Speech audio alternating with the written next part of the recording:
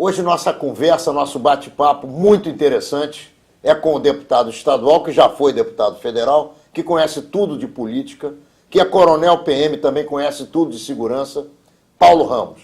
Paulo Ramos é deputado estadual, à Assembleia Legislativa do Estado do Rio de Janeiro, foi deputado federal, conhece a história do Brizola, conhece a história dos CIEPs, conhece a história das relações do Collor com Brizola, do Collor com Roberto Marinho, e vai dar um show de informação que você certamente vai aproveitar. Você tá bom, Paulo Ramos? É uma honra receber você aqui em Menorá, na TV.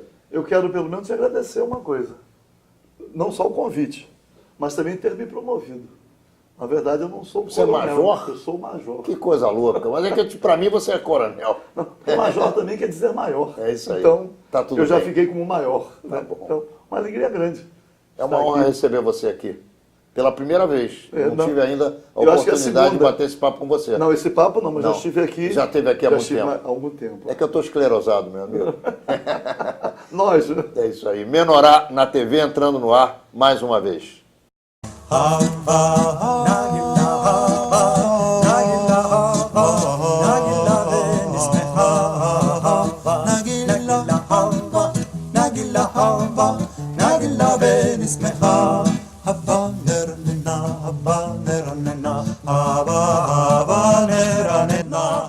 Menorá é a sua revista judaica com mais de meio século de informação. Nesta edição, faça uma viagem pela comunidade judaica da Bélgica, por suas sinagogas, suas entidades e pela beleza das cidades belgas. Assine Menorá e garanta a qualidade da sua informação.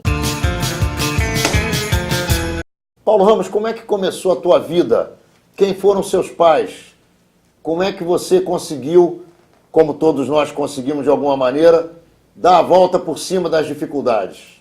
Bom, eu sou lá de Realengo, do primeiro conjunto habitacional da Era Vargas, que ficou pronto em 1942. As primeiras famílias do antigo Instituto de Aposentadoria e Pensão dos Industriários. IAPTEC? IAPI, porque os institutos eram separados, cada categoria profissional tinha seu instituto. Bancários, IAPB, IAPTEC, comerciários, marítimos, cada um tinha, e lá era dos industriários. Então, meu pai metalúrgico, trabalhou 42 anos na metalúrgica Jaime, em São Cristóvão. Teve um emprego. E minha mãe também, costureira, dona de casa, né?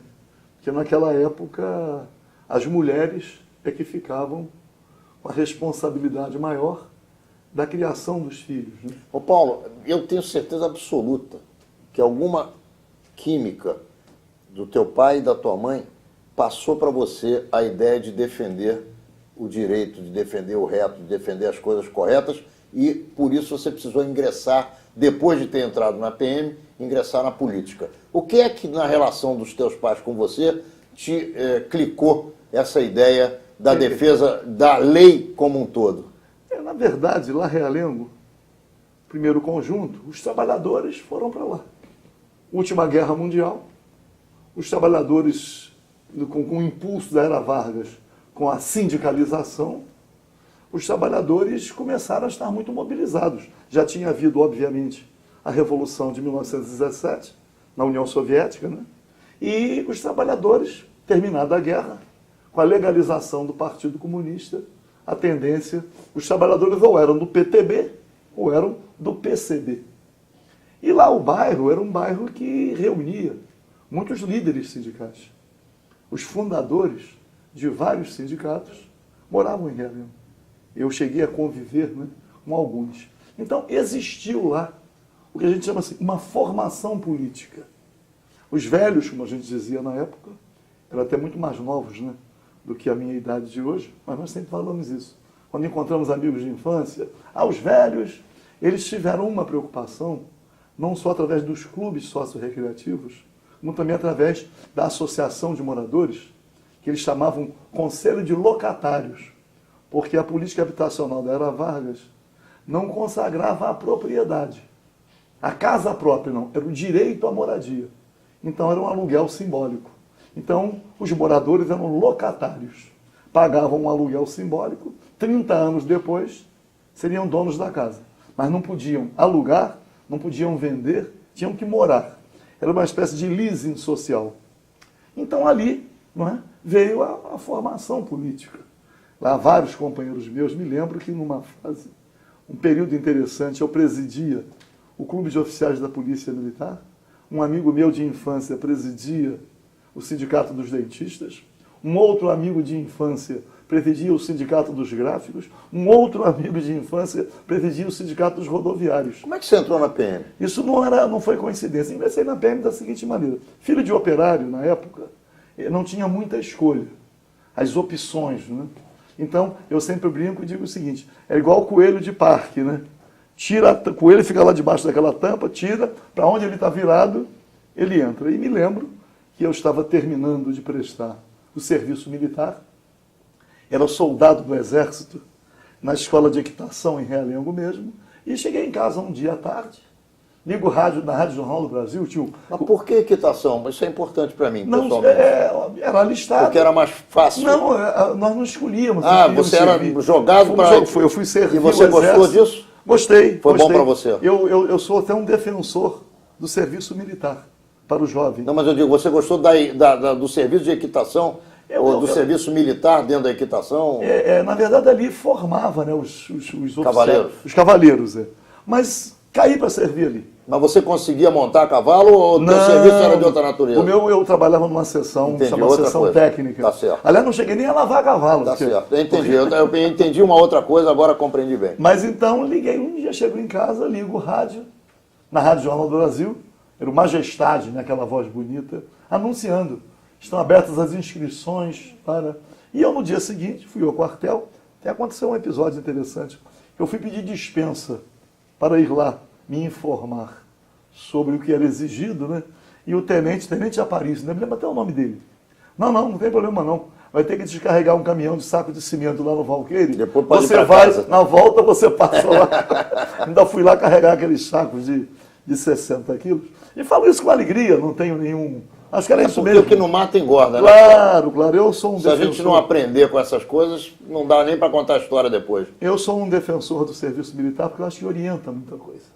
Além de preparar para defender a pátria, além de outras coisas, noções de disciplina, eu achei importante para a minha vida pessoal o serviço militar. E pela amizade que você constrói. Claro, também, que é os companheiros lá o pessoal de 63, né, da escola de equitação. Mas então, sem alternativa, que a minha mãe, eu já velha doca, dizia o seguinte, ou trabalha ou estuda. Ficar sem fazer nada... Não dá pé. Não dá pé. E aí, eu fui lá, me inscrevi, vi as condições, até era muito bom na época, diferentemente de hoje. Naquela época a gente entrava para estudar na escola de oficiais da Polícia Militar e ganhava um bom salário. Me lembro que o meu primeiro salário foi na PM, foi maior do que o dobro do que meu pai ganhava. O que você aprendeu na PM enquanto estudante? Lá, na verdade, era o curso de formação de oficiais. E o que se ensinava lá? Lá, como era a polícia militar, tinha a formação militar e a formação profissional para a segurança pública. Então, eu ingressei. Ingressei e depois a gente ingressa. Diz assim, mas ingressou porque gostava? Não, a gente passa a gostar. Era a opção que você tinha? Era uma opção em função da necessidade de se dedicar a alguma atividade que resultasse em salário. E aí, ingressei na Polícia Militar. Logo depois de formado, ainda fiz o curso de Direito, depois fiz Administração, mas sempre envolvido na defesa dos interesses, no caso, da minha categoria. Eu ingressei na Polícia Militar 11 dias antes do golpe de 64. Ingressei no dia 20 de março de 64. E eu era estudante, secundarista, tinha as atividades estudantis. E você foi à passeata dos 100 mil, provavelmente? Não fui. Não foi? Não fui. Eu já estava nos quadros da Polícia Militar. Mas tive, obviamente, em função da minha vinculação de infância, tive uma atuação na clandestinidade, dando a minha contribuição na luta pela democracia. Agora, como é que foi a tua vida na PM, Paulo? Eu na PM tive uma vida muito boa, quer dizer, foi uma vida até muito feliz, porque, engraçado que no período da ditadura, a Polícia Militar era comunitária. A Polícia Militar só reprimia os movimentos coletivos. através do batalhão de choque. As manifestações de rua, os protestos, a polícia militar ia reprimir. E a polícia cedeu quadros para a comunidade de informações. Tenho, lamentavelmente, vários companheiros que foram para o DOI-CODE, foram para o SNI, foram cumprir tarefas que eram tarefas da época da ditadura. Eu nunca fui selecionado para essas atividades, até porque talvez eles já tivessem visto o perfil de cada um e eu não. Mas eu tive uma atuação, eu tinha tarefas, né? E daí em diante você passou a liderar sindicalmente a categoria? Com o passar do tempo, eu tenho que fazer uma propaganda aqui, se você me permite. Com o maior prazer, é para isso que você está aqui, meu amigo. Porque as turmas de formação têm os primeiros de turma, o 01. O 01 sempre é uma espécie de guia da turma. E eu tive o privilégio de ser o 01 da minha turma. Quer dizer, a turma de dezembro de 65 na Polícia Militar, eu sou o 01.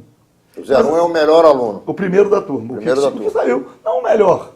Eventualmente. O mais capacitado, o que se demonstrou que eventualmente mais eficaz. Foi o que teve a maior média, a maior nota.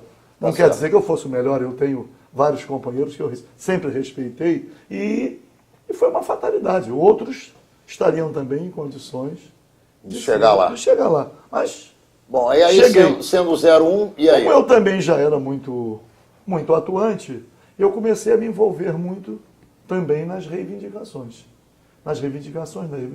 E o tempo foi passando, você vai construindo, né?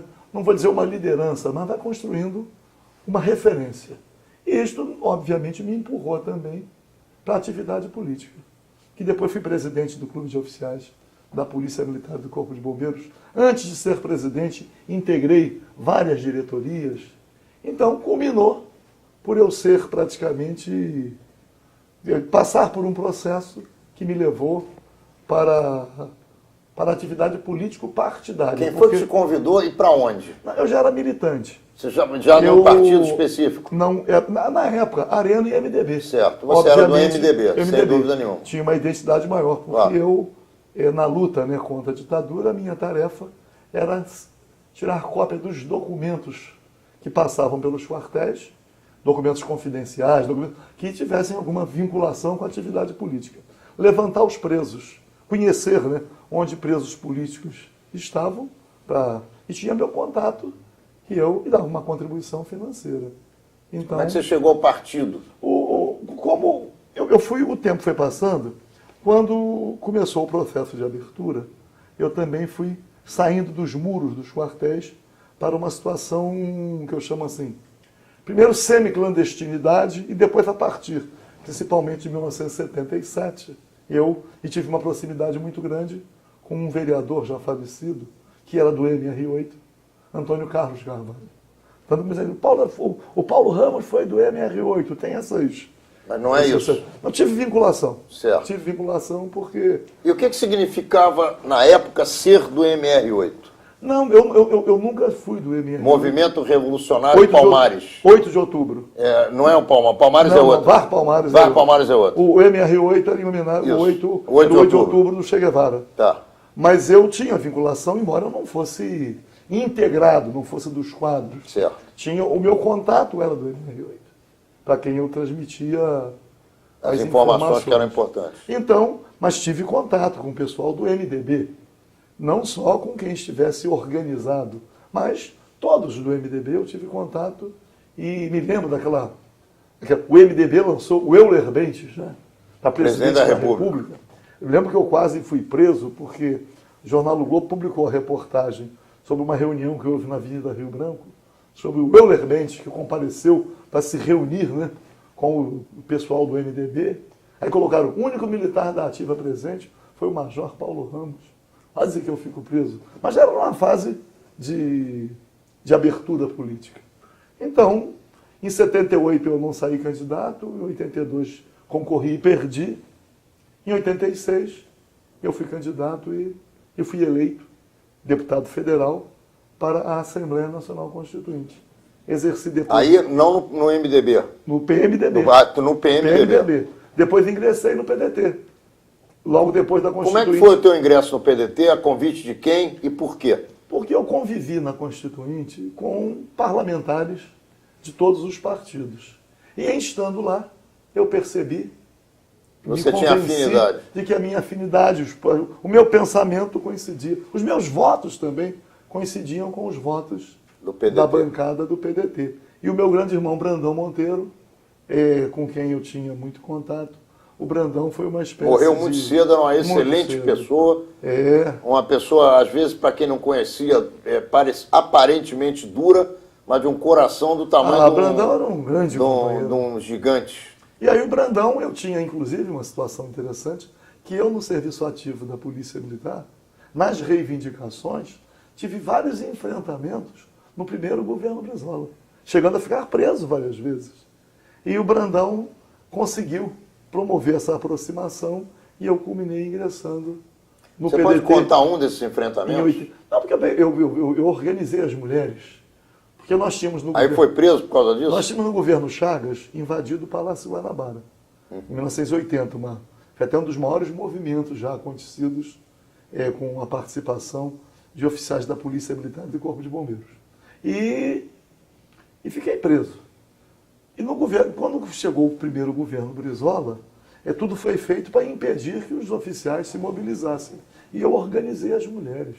E as mulheres foram ao Palácio Guanabara. Mas fazíamos documentos de reivindicação. E eu peguei também algumas prisões no primeiro governo Brizola. Mas depois me aproximei e tive uma convivência, eu digo assim, para mim, muito honrosa com o próprio Leonel Brizola. Tenho hoje Brizola uma grande referência de um projeto nacional e estou no PDT até hoje. Quer dizer, exerci um mandato de deputado federal pelo PDT e estou exercendo o 4º mandato de deputado estadual pelo PDT. Não saia daí. Já já voltamos com Paulo Ramos, deputado estadual pelo PDT do Rio de Janeiro, e que vai nos contar muitas outras histórias a respeito da sua caminhada política. Não saia daí, porque já já estaremos de volta.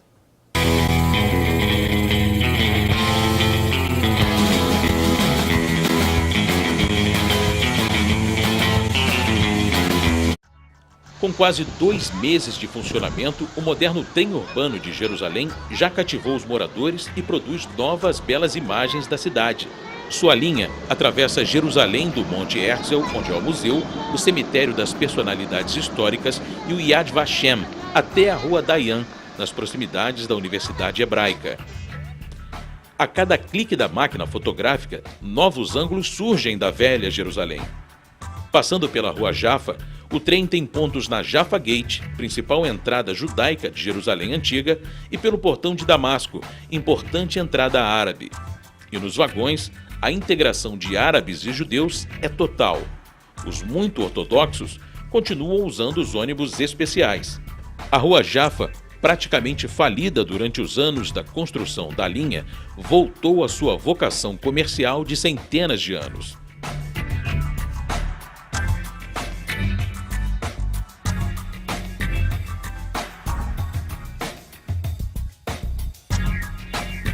A maior atração do trecho é o viaduto suspenso em curva, conhecido como Ponte das Cordas, localizada na entrada de Jerusalém, criada pelo arquiteto espanhol Santiago Calatrava.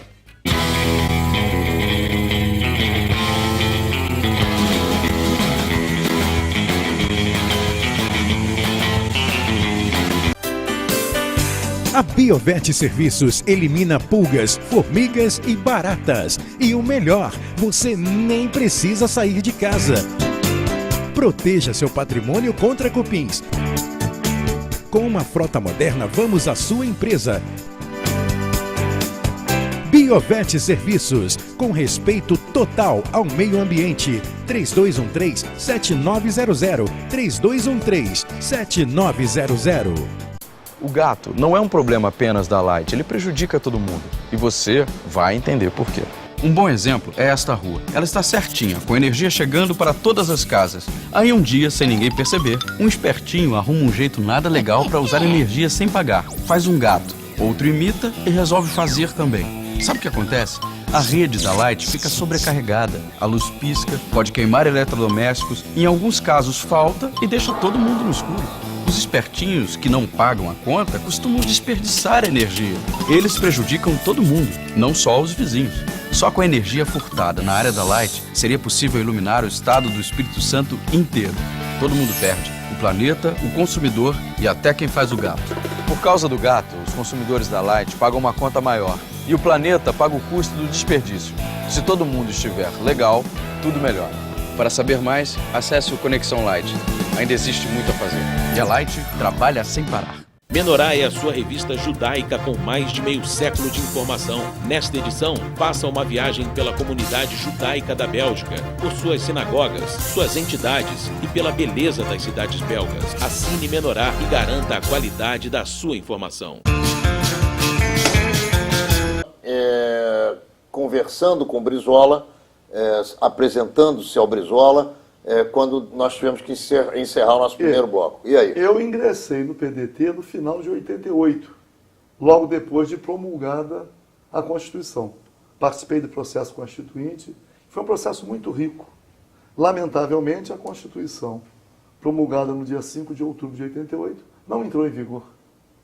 Você vê que agora, depois de quantos anos, um dispositivo constitucional foi regulamentado. Aviso prévio proporcional. Somente agora acabou de ser regulamentado. E foi um dispositivo que foi inserido na Constituição. Mas o processo constituinte, na minha avaliação, também consagrou muito do pensamento do Brizola. A questão do nacionalismo, os monopólios, os setores estratégicos da economia controlados pelo Estado. Os valores do trabalho, a questão da educação, a valorização do serviço público. Então, eu me aproximei muito do PDT. E depois de lá na bancada, resistimos, né, à revisão constitucional, vivi o período Collor, vivi a aproximação do Brizola com o Collor. Conta pra gente como é que foi essa aproximação do Brizola com o Collor, que as pessoas não entendiam direito. O Brizola tinha aquela fixação com a questão da educação integral. O programa dos CIEPs tinha sido a implantação no primeiro governo Brizola, e no segundo governo Brizola, ela tentou dar continuidade. E me lembro que o Collor, já presidente da República, veio aqui participar da inauguração dos 2 CIEPs lá na Maré. E o Brizola conseguiu seduzir o presidente Collor para a ideia dos CIEPs, da educação integral. E o Collor, no primeira mensagem orçamentária que ele encaminhou ao Congresso Nacional, ele previu recursos para a construção de 5.000 CIEPs, que ele chamou de SIAC, depois de CAIC, mas para fazer 5.000. Foi um vespeiro no Congresso Nacional. Vai ser um outdoor para o Brizola. O Brizola vai levar vantagem na próxima eleição de presidente da República. E o Collor mandou e chegou a construir alguns. Aqui no Rio de Janeiro, ainda encontramos num ou no outro lugar, ainda uma escola daquele projeto do Collor. E o Brizola se aproximou muito, porque o Brizola era uma figura muito interessante de conviver, e ele dizia assim, quem não gosta de CIEPs, bom sujeito não é. Se gosta do CIEPs, muita coisa boa já tem. E o Collor gostava do CIEP. Se entusiasmou com a ideia. Claro que o Collor, muito jovem, Brizola uma figura histórica, o Collor também se entusiasmou com aquela convivência. E o Collor resolveu. E o Brizola, depois que não era aliado do Collor, mesmo a bancada do PDT, votando favoravelmente ao impeachment, tentaram atribuir ao Brizola uma luta pela sustentação do mandato do presidente Collor. O Sistema Globo com Roberto Marinho, que tinha patrocinado, né, a eleição do Collor, criado um partido político para eleger o Collor de Mello. Eu era da Comissão de Comunicação da Câmara. Claro que o Collor deu motivos para o impeachment. Foi uma situação muito incontrolável em termos éticos. Então o Collor deu verdadeiramente motivo. Mas o Collor já tinha rompido com o Roberto Marinho. Rompeu, porque o Collor estava montando uma rede nacional de televisão, com aquele Martinez, que ficou depois. Eu hoje ainda... Chegaram a comprar Manchete, se não me falha a memória. Manchete, depois não pagaram. E era o CNT. E eu estou convencido de que a CNT ainda hoje é do Collor. Isto não tenho nenhuma informação a respeito. É um sentimento. Mas é um teu. sentimento. Mas, além do Collor estar criando... Esse Martinez não é o que comprou a Manchete? Já que faleceu, Diego, já faleceu. Mas é esse, eu não estou equivocado, não. Não. Então, as concessões da Globo completavam 15 anos em 93, em pleno governo Collor de Mello. Que é completar 15 anos significaria... Ele teria que votar. Teria que ser renovado. Renovar. E o Collor, presidente da República, tinha a Brigando maioria... com o Roberto Marinho. Eu acho que o Roberto Marinho temeu por uma hostilidade do Collor e ele ter dificuldades, com todo o poderio dele, mas diante de um presidente da República disposto a enfrentar. Então, anos rebeldes, tudo aquilo que o Globo fez, o sistema Globo fez, para levar o Collor ao impeachment, tudo foi feito não por aquilo que apaixonou o povo brasileiro, mas por interesse, pelo temor em relação à renovação das concessões. Estou convencido disso. Agora, e a política no Brasil, no Rio de Janeiro, no Congresso Nacional, na Assembleia Legislativa? O que o povo pode esperar dos políticos e da política, que na verdade é a maior esperança, talvez a única esperança que o povo tem, de melhoria de qualidade de vida para si? Os partidos políticos passam por uma espécie de homogeneização. O Partido dos Trabalhadores foi um partido que se distanciou muito de sua causa original. O PT hoje não é a mesma coisa, não defende o mesmo programa. Quer dizer, o PT, eu analiso que o PT foi um partido criado artificialmente. Se apropriou de várias bandeiras, foi inflado, né? Não só pela Igreja Católica, com as comunidades eclesiais de base, mas qual também, é o objetivo da Igreja? Também os meios de comunicação. Mas eu pergunto, qual é a finalidade, a motivação da Igreja na criação ou na inflação de um partido como o Partido dos Trabalhadores? O campo progressista da Igreja Católica, depois de Puebla, Medellín, né, aquela ala da Igreja, ala progressista, com as comunidades eclesiais de base, viu ali a oportunidade de se inserir num projeto político através de um partido. E esse partido foi o PT, que depois cresceu. Isso que eu ia te perguntar, o PT virou as costas para o seu maquinador? Não tem dúvida, nós do PDT, não só nós do PDT, quer dizer, o Lula numa fase serviu exatamente para impedir também que o Brizola chegasse à presidência da República. A eleição de 89, que foi uma eleição que, estranhamente, o Lula foi para o segundo turno.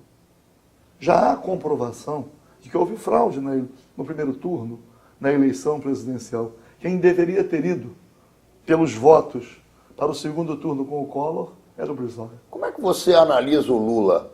Qual é a definição que você usaria como a melhor definição sua para o Lula? Eu convivi com o Lula na Assembleia Nacional Constituinte, no mandato, também no final daquele mandato de deputado federal, mas depois que o PT chegou ao poder, e abriu mão das bandeiras. Quer dizer, hoje o PT está muito mais próximo do PSDB, são irmãos gêmeos, né? Do que das bandeiras. Imaginar, por exemplo, na Assembleia Nacional Constituinte, embora tenhamos inserido muitos direitos para os trabalhadores, mas perdemos algumas batalhas. Imaginar que o Lula permanece 8 anos na presidência da República e não reduz a jornada de trabalho para 40 horas, nem manda a mensagem, nem se empenha, não acaba com o fator previdenciário, que faz com que o trabalhador tenha que permanecer mais tempo trabalhando e contribuindo. Quer dizer, na verdade, e as bandeiras nacionalistas? Lula continuou leiloando as bacias sedimentares, a terceirização no serviço público. Quer dizer, aquele núcleo, pelo menos aquele núcleo que unia o chamado campo progressista, o PT rompeu com ele.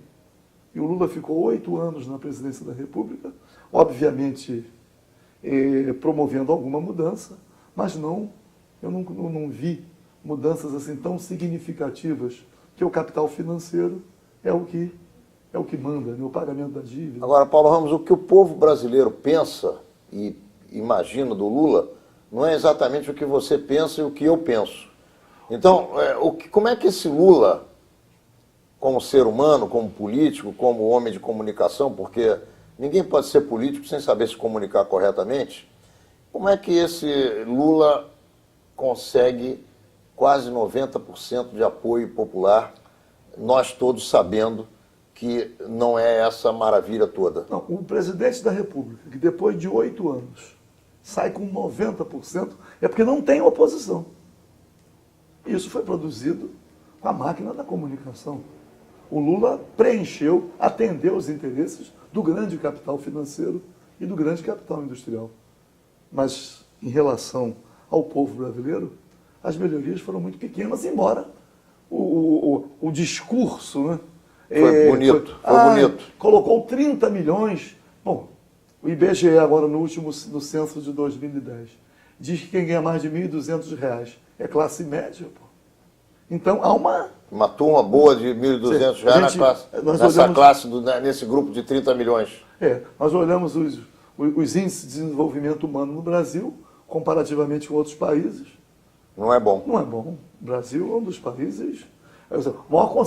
a pior distribuição de renda do mundo no Brasil. Qual é a comparação que você já consegue fazer entre o governo da Dilma e o governo do Lula? Por enquanto, ainda não tem grandes transformações. A presidente agora vem com a bandeira... Nem no nível pessoal você enxerga... Vem com a bandeira da moralidade. Quer dizer, se ela vem com a bandeira da moralidade, é porque ela herdou uma situação eticamente insustentável. Porque não é possível, com poucos meses de governo, ela já esteja detetando tantos desvios de conduta, tantos desvios de recurso público. Isso não aconteceu de ontem para hoje. Não, era impossível. Era uma coisa já muito consolidada. De qualquer maneira, nós temos a preservação das liberdades democráticas. Quer dizer, o povo brasileiro, depois de ter... Porque imaginar que o primeiro presidente eleito, depois do golpe de 64, promulgada a Constituição, foi um presidente que tinha vínculos com o regime que estava sendo superado. Claro que a morte do Tancredo Neves foi uma tragédia. O presidente José Sarney é o homem mais forte da República. José Sarney tem muito mais força política do que o Lula. Não tem votos. O Lula tem muita popularidade. Mas quem tem força política, quem detém parcela do poder, ainda é o José Sarney. Não é à toa que ele está lá imperando a partir da presidência do Senado. Quer dizer, ele é um parceiro ele é o homem do poder, conduzindo os destinos do país. Então, o Lula tem muita popularidade, pode ter voto, mas não tem as articulações políticas de modo... Não mudou o rumo do país. A propaganda é muito grande, mas não fez mudanças significativas. A dívida está aí conduzindo. Pagamento de juros da dívida. Olha, as taxas de juros, o vice-presidente Zé Alencar, morreu reclamando. Morreu falando das taxas de juros. Maiores do mundo, né? Olha só que loucura. Muito se fala de corrupção. A corrupção como um dos piores males que o Brasil tem no seu bojo, na sua estrutura. E há pouco tempo atrás, convocou-se pela internet a população para ir à Cinelândia e lá praticar um ato contra a corrupção. Eu queria que você explicasse esse assunto, mas não agora. Já, porque nós vamos aos nossos comerciais, e eu quero pedir a você que nos diga por que é que você pensa que apenas alguns gatos pingados apareceram na Cinelândia para gritar contra a corrupção. Isso significa dizer que o povo brasileiro gosta da corrupção, está corrompido, ou a explicação é de outra natureza? Não saia daí, já voltamos com Paulo Ramos, que vai continuar conversando conosco sobre tudo o que acontece nessa política, tanto no estado do Rio de Janeiro quanto no Brasil.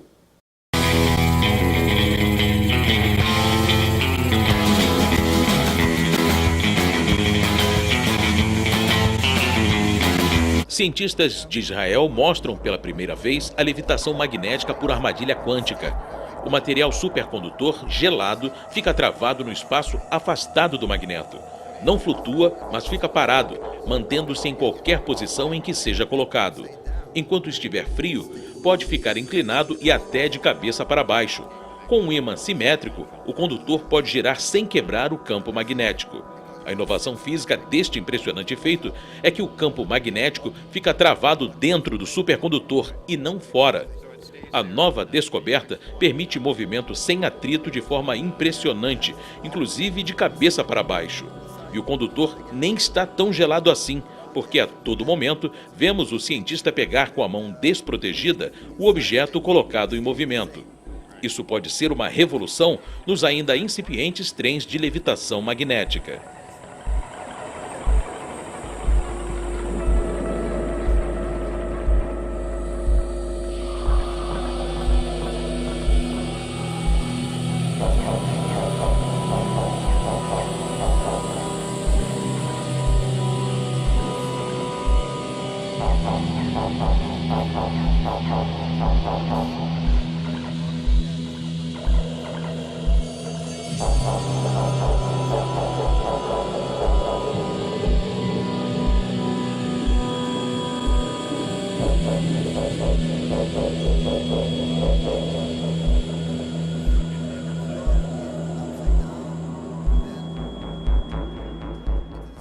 O cineasta Rami Katsav aproveitou o Yom Kippur e posicionou câmeras por Tel Aviv.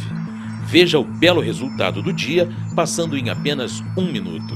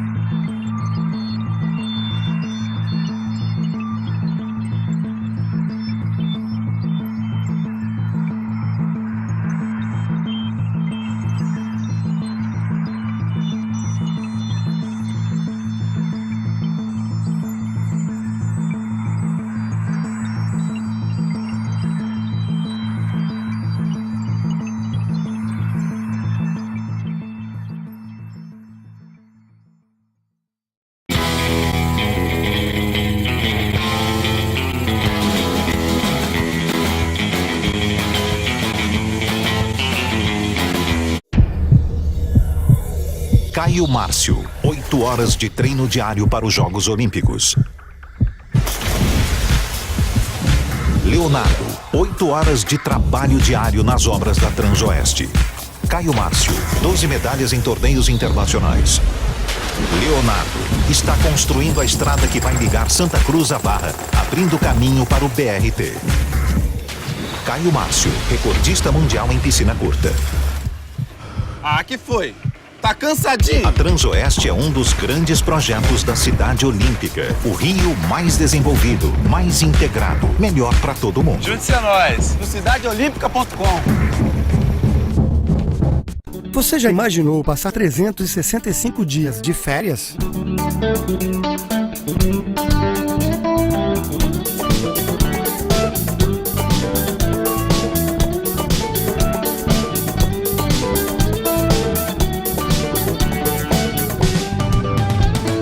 E aí, gostaram? No Atlantis Park, a vida parece uma eterna viagem de férias. Um condomínio fechado com apartamentos de 2 e 3 quartos e mais de 30 opções de lazer num dos pontos mais nobres de Campo Grande, a Estrada do Monteiro. E o que é melhor, o Atlantis Park já está pronto para você morar e se divertir. Mude já por apenas R$141 mil e ainda ganhe os armários da cozinha ou do quarto. Atlantis Park, o apartamento decorado e a área de lazer estão prontos esperando você. Venha conhecer o melhor condomínio de Campo Grande na Estrada do Monteiro, número 323, e fale com um corretor ou ligue 3539-5011.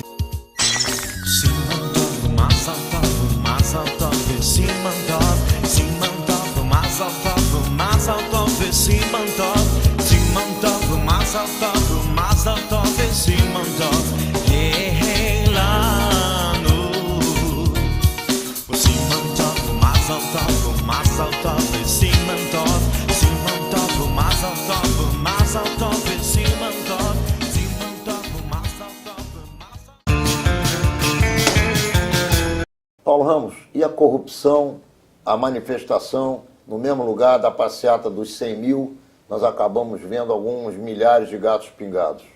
A partir de um determinado momento, quando a própria presidente da República assumiu essa cruzada contra a corrupção, nós vamos tendo manifestações as mais diversas. Né?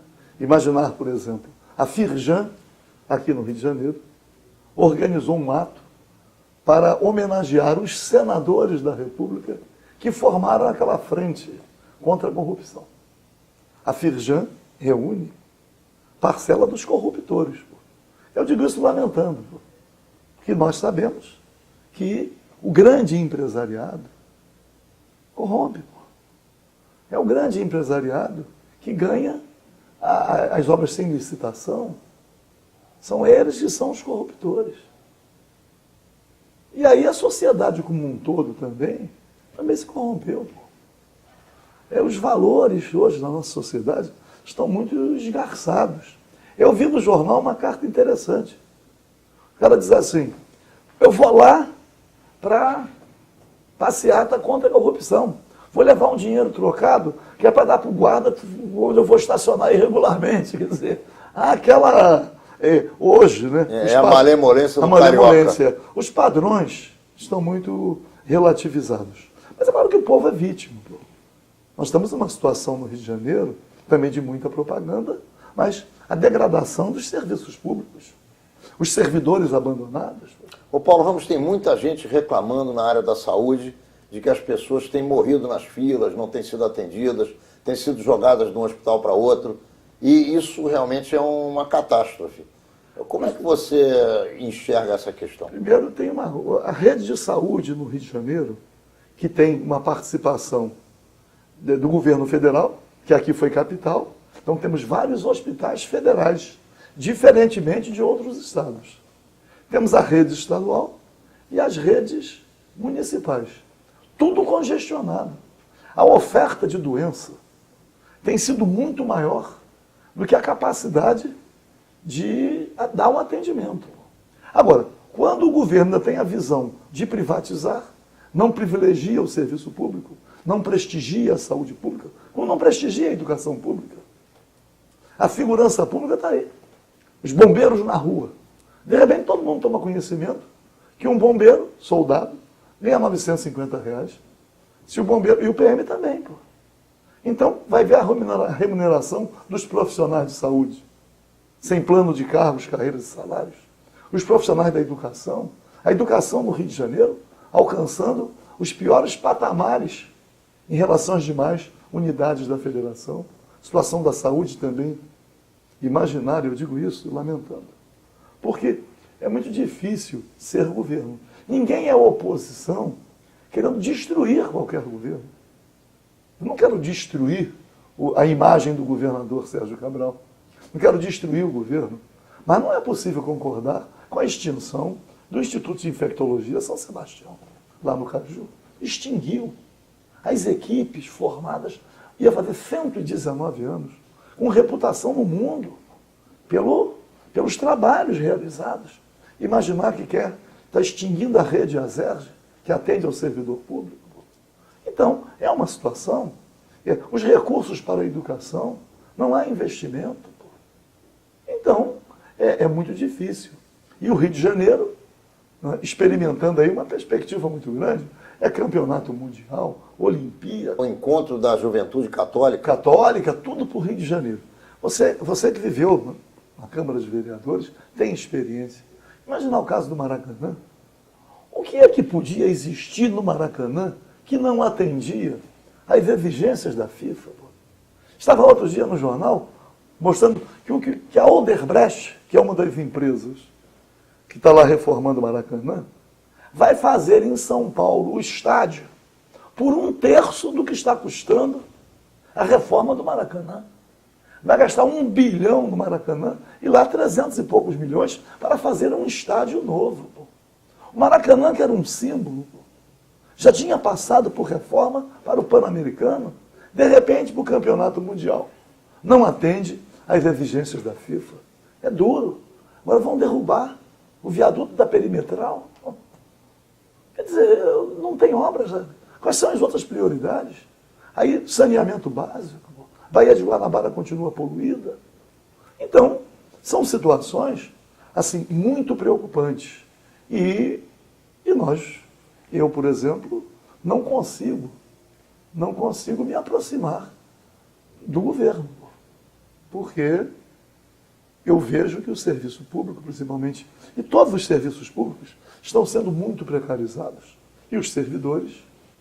Agora, por exemplo, foi aprovado na Assembleia Legislativa um projeto para entregar a gestão da saúde para organizações sociais. Experiência que já vem sendo pouco exitosa em outros estados. Porque a gestão pública, ela é que tem continuidade. O governador Marcelo Alencar tentou administrar a saúde, privatizando, com as cooperativas, com as terceirizações, deu no que deu.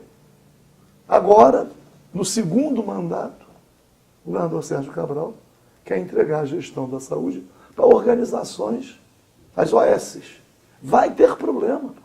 Ô Paulo Ramos, a gente costuma, a partir de uma certa idade, com experiência, olhar para certos padrões e lembrar de outros padrões que nós verificamos, participamos ou até tomamos conhecimento em outras épocas de qualidade mais avantajada. Eu vou te contar um breve episódio para que você desenvolva isso. Há pouco tempo atrás eu passei na Câmara Municipal do Rio de Janeiro. Sentaram-se comigo 3 ou 4 servidores da casa e me perguntaram, eu entendo isso, não tem nada a ver pessoalmente comigo. Quando é que o senhor volta? Nunca. Não é? Eu hoje estou em outra dimensão, em outro nível e caminhando em outra estrada. Eu não volto. Mas por que essa pergunta? Porque a resposta unânime, porque a qualidade do parlamentar municipal caiu de uma tal maneira que nós não temos mais condição de ver os debates que o senhor travava com o Wilson Leite Passos, que era seu opositor, ou vice-versa, os debates do Maurício Azedo com o outro companheiro, com o Bolsonaro, que por mais à direita que alguns possam dizer o que ele mesmo possa se colocar, tinha suas opiniões, enfim. Eu fico perguntando, será que isso é uma miragem ou é verdade? As coisas vão piorando no nosso país? O processo eleitoral tem desestimulado muitas pessoas de bem. O processo eleitoral. Quer dizer, a conquista do voto, como se dá a eleição, você não está na máquina administrativa, não está ligado ao poder econômico, não bota lâmpada, não calça rua, a população não acompanha. E aí, a influência para ter o voto não é algo que venha da observação, é a educação. Pô. Não há educação. A educação pública de boa qualidade. Eu sou da geração, você também, quando a educação pública era a melhor. Poucas escolas particulares, ainda alguma papai pagou, passou. A educação pública era quase que única e a melhor. E muito melhor do que hoje. Houve uma... Claro, é muito difícil não falar do período pós-64, que destruiu a educação pública, destruiu a saúde pública, abrindo espaços para a iniciativa privada. Deixou de ofertar vagas. Na época em que a população era atendida pela rede pública de saúde. Não tinha planos de saúde. Não se pagava mensalidade escolar. Imaginar que hoje o poder de compra do salário mínimo é muitíssimo menor do que na década de 50, e o trabalhador às vezes ainda tem que pagar a escola dos filhos, tem que pagar o atendimento à saúde, naquela época não pagava. Então, há uma certa desmoralização do mandato. Pô. E muitas pessoas de bem se desestimulam. Pô. Então, as casas legislativas e as influências. Né? Hoje, tem que desenvolver certas atividades, tem que estar ligado a religiões, a igrejas. As coisas que nas casas legislativas são comunicadores. Quer dizer, é muito difícil ter alguém que venha do movimento social, que tenha uma vinculação com algum setor da sociedade que se expressa através daquele mandato. Então, os próprios partidos políticos se degradaram. Então, é sempre muito complicado isso. A gente sempre ouve. Eu estive no Congresso Nacional há poucos dias e ainda encontrando lá até alguns servidores também mais antigos, né, dizendo, poxa, quando é que volta? Fica aqui. É a mesma história. Porque pelo menos existia um outro padrão. Então, mas de qualquer maneira, é preciso que a população também esteja atenta. Tem aquela velha frase, né? Quando os homens de bem se calam, os canalhas prevalecem. Eu pergunto a você, porque essa frase é ótima e é bom que você tenha lembrado dela. Quais são os planos para o futuro, meu amigo? Na verdade, eu tenho travado uma luta muito grande dentro do meu partido, o PDT. O PDT perdeu o rumo, porque algumas figuras que estavam muito próximas ao Brizola e que, antes da morte do Brizola, essas figuras estavam inseridas no partido, em alguns cargos de direção. Com a morte do Brizola, essas figuras se apropriaram do partido. E, sem representatividade, assumiram a compreensão de quanto mais desorganizado o PDT, melhor para que elas continuassem controlando. E aí eu tenho um movimento no partido muito grande para que o PDT recupere o seu compromisso com a causa trabalhista, com a causa nacionalista, seus compromissos com a educação. O PDT tem feito alianças as mais espúrias, né? E está completamente... Para dar um exemplo, no Rio de Janeiro. São 92 municípios. Em 45, o PDT não tem nenhuma representação. Em 41, o PDT só tem comissão provisória. E em 6, tem diretório eleito. Em vários casos desses 6, diretórios eleitos artificialmente. Então, travando uma luta muito grande para que o PDT recupere o seu elo com a história. Vargas, Jango, Brizola, a causa trabalhista. O movimento é grande e para que o PDT possa se apresentar com seus candidatos.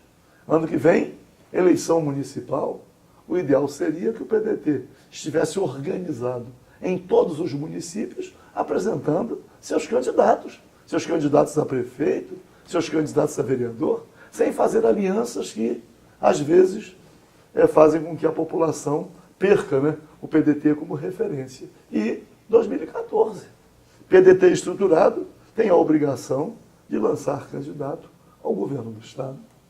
Deputado Paulo Ramos, nosso papo é ótimo, eu tenho certeza absoluta que o nosso telespectador aproveitou da sua sabedoria, do seu conhecimento e de tudo aquilo que o senhor, Vossa Excelência, adquiriu nessa caminhada longa pela política nacional, mas nosso tempo é curto, está acabando, e eu quero oferecer os microfones e as câmeras do Menorá na TV para que você possa se despedir e fazer suas considerações finais. Primeiro, Ronaldo Gomilevski, agradecer mais uma vez o convite e dizer que eu tenho muita esperança. Eu acredito que o povo brasileiro vai encontrar o seu verdadeiro caminho.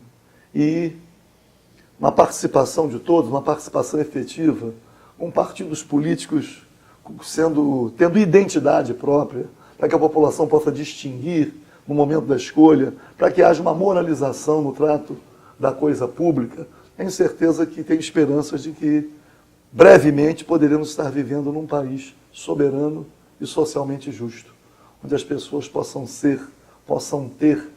viver com alegria, tendo pelo menos condições de sobrevivência sem a agonia experimentada nos dias de hoje por uma parcela muito expressiva de nossa população. Viver para a felicidade, nos torcendo para isso. Menorá na TV entrando no ar mais uma vez na quarta-feira que vem, às 10 horas da noite, e repetidamente nos horários que você já se acostumou a nos assistir. Nos vemos lá.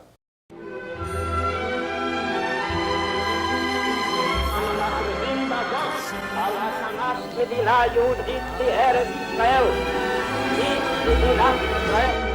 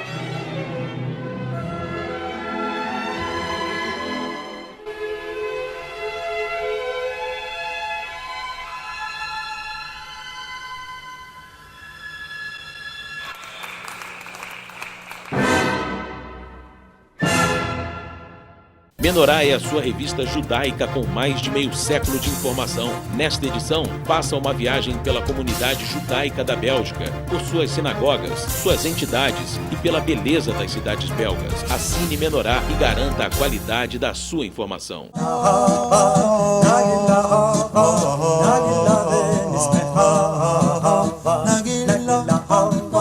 نجي لها